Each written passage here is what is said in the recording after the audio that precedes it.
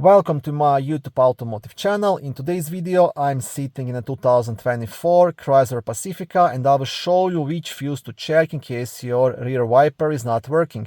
This video will apply to these vehicles made from 2017 all the way up to 2026. Also, if this video was helpful, please consider supporting the channel by liking the videos, subscribing to the channel or becoming a channel member. The rear glass wiper fuse will be located in the main fuse box, which is under the front hood on the driver's side, right here.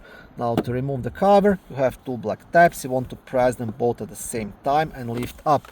On the back side, you have a small fuse diagram and here access to all of the fuses. And the rear wiper fuse will be this small 20 amp yellow fuse located right here.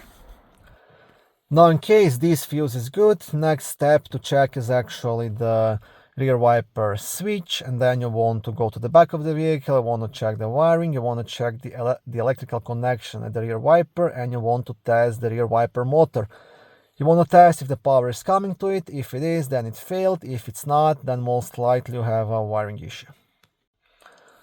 Thank you for watching my video. I hope it was helpful and educational. If it was, please like it and consider subscribing to my YouTube automotive channel. On my channel there is lots of how-to videos, do-it-yourself videos, car reviews, product reviews and other similar automotive topics.